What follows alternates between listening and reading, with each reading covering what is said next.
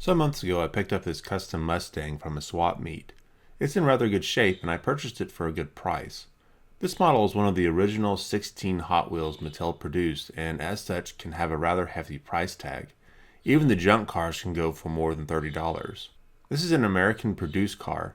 You can tell because it has a clear windshield, and the headlights and taillights are molded to the base. American produced cars are a little more desired than their Hong Kong counterparts. So when it comes to deciding whether or not to restore these cars, it can be a difficult decision.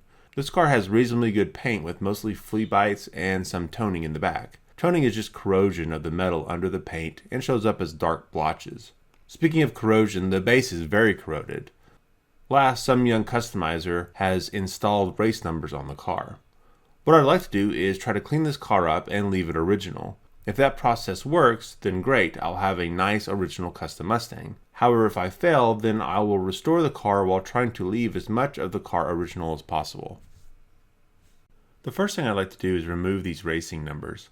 Mattel did produce stickers for kids to place on the cars. Normally they were black numbers on white circles.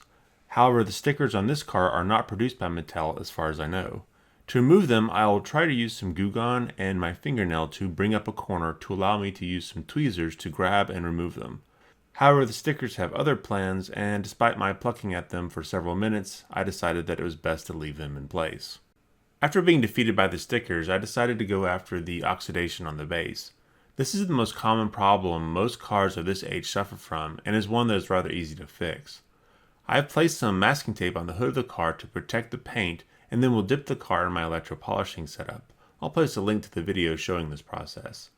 This will not harm any of the plastic parts on the car and will remove all the oxidation. When the car is removed, you may notice a black residue that remains. I'll remove this using some rubbing compound and a toothbrush.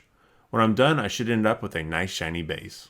Next, I'll move to polishing the paint to remove the paint oxidation. I'll do this by using a buffing wheel and some rubbing compound, the same way you might do on a real car. The trick here is to stay away from corners and raised details. After using the rubbing compound, I'll go over the car again with polishing compound. Here you can see the final result. While the paint does look much better, the toning is much more pronounced now. Also, I started to notice that the hood is almost a completely different shade compared to the rest of the car. This is very common as the hood would have been cast separately from the body and could have a completely different metal makeup. This other metal may age and oxidize under the paint at a different rate, causing the color to change.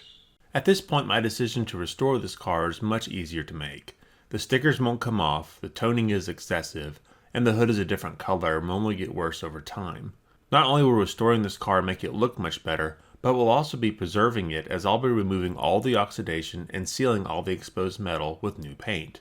With luck and good storage techniques, this car will be around for another 50 years. So just as you've seen in the past, I'll start by removing the 2 rivets and then take the car apart. I'll then apply some aircraft paint remover to the body of the car and let it sit for about 15 minutes to completely remove all the paint. With the paint removed, you may notice 2 different things. One, the plating on the body is in really good shape. This is due to the original paint being in good condition and preserving the plating. And 2, the hood has no plating at all. This is why the paint on the hood was darker than the paint on the body. Originally, the hood and body were both shiny, but as time went by, the hood darkened due to corrosion, while the rest of the car pretty much stayed the same. I'm not sure how an unplated hood ended up on this car. I would have assumed that they plated the body and hood at the same time, but I could be wrong about that. Anyway, with the plating being in such good shape, I'll not be sanding on this car at all, and instead will be polishing the plating as is. The polishing is done with a polishing wheel attached to a Dremel and some metal polish. I'm not trying for a mirror finish, I just want to polish up the plating to get the hood to match. Before painting the body, I want to work on the base. I never got around to cleaning it as I decided to restore the car. The wheels are in pretty good condition. They seem original, so I'll try to restore them.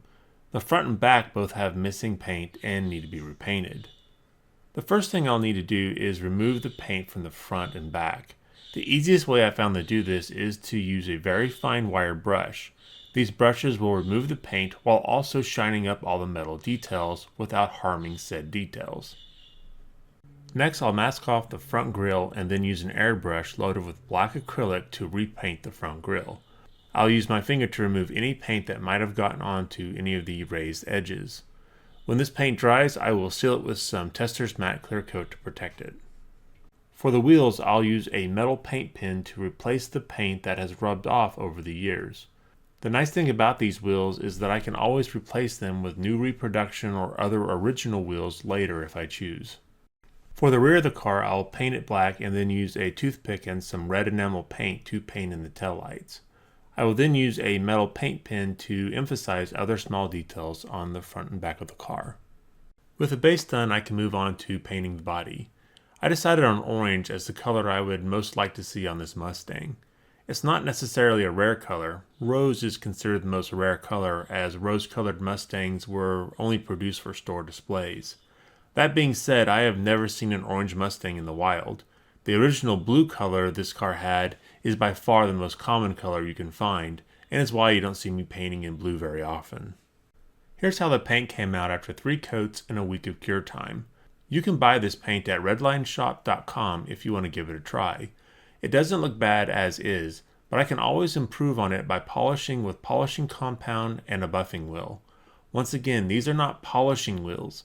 They're buffing wheels. Using a polishing wheel for this will remove the paint in seconds. You can buy dozens of these Dremel buffing wheels on Amazon for a reasonable price. With the paint polished up, I can put the car back together and add it to my collection. I wish that my cleanup process had worked on this car. It's always nice to have an original car, but I have to be honest, this restored car looks much better than I could have ever gotten out of the original paint this car was sporting. Plus, I get a car in a color that I don't have it in. Blue is nice, but I have an entire set of Sweet 16 cars in blue. I'm not completely sold on the original wheels. The new reproduction wheels are chromed and really look good on this car. So let me know below if you think I should keep the originals or go for the repos. Anyway, as always, thanks for watching, and I'll see you next time.